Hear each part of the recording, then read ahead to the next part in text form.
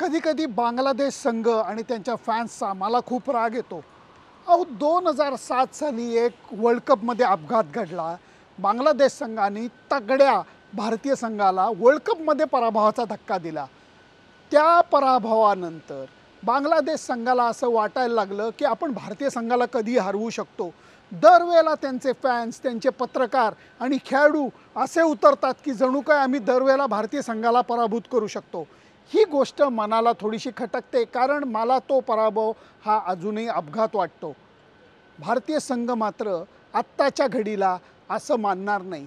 तर कारण आत्ता बांगलादेश संघाने 2 सामने जिंकलेत, 4 गुण आहेत. भारतीय संघाने 2 सामने जिंकलेत, 4 गुण आहेत. आणि दक्षिण आफ्रिकेच्या टीमचे 5 गुण आहेत. आत्ता ते गुणतक्त्यात वरती आहेत. T20 वर्ल्ड कप निर्णायक टप्प्यावरती आला आहे. सेमीफायनलची शर्यत ही आता शेवटच्या टप्प्यात आली आहे. त्यामुळे भारतीय संघ हाच विचार करेल की परिपूर्ण क्लिनिकल खेळ करून बांगलादेश संघाला नेस्तनाबूत कसं करायचं, कुठलीही संधी कशी द्यायची नाही. दक्षिण आफ्रिकन संघाने जसं बांगलादेश संघाला चोपून काढलं तसं चोपून काढण्यासाठी रोहित शर्माचा संघ मैदानात उतरेल. काही जरा गंमतशीर गोष्टी तुम्हाला सांगतो. त्यांचे स्पिनर हे दाखवतात एक, करतात दुसरं. म्हणजे काय, लेफ्ट आर्म स्पिनर आहे शकीब उल हसन, बॉल वळवताना दाखवतो असं, बॉल पडून बाहेर वळत नाही, बॉल पडून आत येतो. मोसदेक ऑफ स्पिनर आहे, त्याचा बॉल टप्पा पडून आत येत नाही, टप्पा पडून बाहेर जातो. त्यांचे फास्ट बॉलर लांबनं पळत येतात, बॉल मात्र हळूवार टाकतात. इवन मुस्तफिजुर जो आहे तो सुद्धा T20मध्ये स्लोअर वन टाकण्यामध्ये पटाईत आहे. भारतीय संघाला गेल्या सामन्यामध्ये 150च्या स्पीडनी खेळायची वेळ आलेली होती. या सामन्यामध्ये 130नी त्यांना सामना करायला लागणार आहे. या ट्रिकी गोष्टी असतात थोड्याशा. बांगलादेशचे खेळाडू हे मैदानावरती बॉडी लँग्वेजच्या दृष्टीने तगडे दाखवतात स्वतःला. त्यामुळे भारतीय संघाला हे आव्हान पेलताना थोडंसं मनावरती दगड ठेवून समोरच्या संघाला ठेचून काढण्याची गोष्ट करायला लागेल. या सामन्यामध्ये 2 गोष्टींचा काय म्हणतात त्याला अडचण येणार आहे. एक म्हणजे विकेट जे आहे ते तयार करायला ग्राउंड स्टाफला पुरेसा वेळ मिळालेला नाही आहे, कारण ॲडलेडमध्ये गेले 2 दिवस पाऊस पडतो आहे. त्याचा परिणाम काय होतो आहे हे बघायला लागणार आहे. पहिल्या सामन्यातनं थोडासा अंदाज भारतीय संघाला येणार आहे. दुसरी गोष्ट म्हणजे हवामान, कडाक्याची थंडी आहे.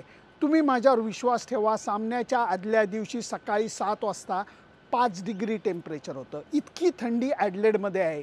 खरं तर या वेळपर्यंत 1 नोव्हेंबरला उन्हाळा चालू झालेला असतो.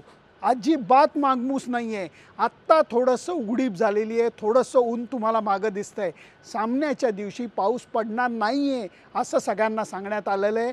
ही अत्यंत महत्त्वाची आणि चांगली गोष्ट मानता येईल. भारतीय संघाला गेल्या सामन्यामधले फिल्डिंग, सलामी म्हणजे सुरुवातीच्या काळातली बॅटिंग आणि डेथ ओव्हरमधली बॉलिंग, या 3 चुका सुधारून ॲडलेड ओव्हरवरती पाय ठेवायला लागेल आणि परिपूर्ण खेळ करण्याचाच ध्यास मनामध्ये ठेवायला लागेल. मला माहिती आहे तुम्हा बऱ्याचशा जणांच्या मनामध्ये अजूनही ही गोष्ट आहे की KL राहुलला संघामध्ये ठेवलं नाही पाहिजे. भारतीय संघावरचं दडपण KL राहुलला खेळवण्याचं किंवा बाहेर ठेवण्याचं हे खूप वाढत चाललेलं आहे, कारण KL राहुलच्या बॅटमधनं धावा निघत नाही आहेत. दिनेश कार्तिकच्या पाठीला थोडीशी दुखापत झाल्याने कदाचित रिषभ पंतलाच खेळायची संधी मिळेल. परंतु या विकेटवरती फास्ट बॉलर चालतील का स्पिनर चालतील याचा थांगपत्ता अजूनही लागलेला नाही आहे. त्यामुळे त्याची वाच्यता मी आत्ता तुमच्या पुढे करणार नाही. मी एवढंच म्हणेन, बॅटिंग येऊ दे पहिली अथवा बॉलिंग येऊ देत, भारतीय संघाला तगडा खेळ करून मोठा विजय हा मिळवायलाच लागेल. तरच उपांत्य फेरीचा रस्ता हा मोकळा होणार आहे. सुनंदन लेले, ॲडलेड ओव्हल. परंतु तुम्ही जे भारतात बसून हे वार्तांकन बघताय, तुमचं मत काय आहे? भारतीय संघाच्या कुठल्या त्रुटी या तुम्हाला जास्त खालतायत? KL राहुलचं मान्य आहे, KL राहुलची काय म्हणतात त्याच्या बॅटमधनं धावा निघत नाही आहे, ही गोष्ट मलाही खटकते. भारतीय संघ व्यवस्थापन कदाचित अजून एक सामना हा त्याला खेळायला द्यायची शक्यता नाकारता येत नाही. किंवा जर रिषभ पंत खेळला या सामन्यामध्ये दिनेश कार्तिक नसल्यामुळे, तर रिषभला सलामीला पाठवून KL राहुलला मधल्या फळीत खेळवण्याचाही प्रयोग केला जाऊ शकतो. हे प्रयोग होण्याची शक्यता तुम्हाला काय वाटते? तुमचा या सामन्याबद्दलचा मत काय आहे हे मला जरूर कळवा, कारण हा सामना भारतीय संघाला उपांत्य फेरीकडे घेऊन जाणार आहे.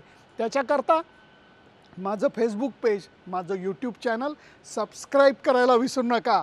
परत भेटूयात उद्या सकाळी. सामन्याच्या दिवशी सकाळी मी तुम्हाला इथल्या हवामानाचा ताजा आणि कोरा अहवाल नक्की सादर करीन. Bye bye.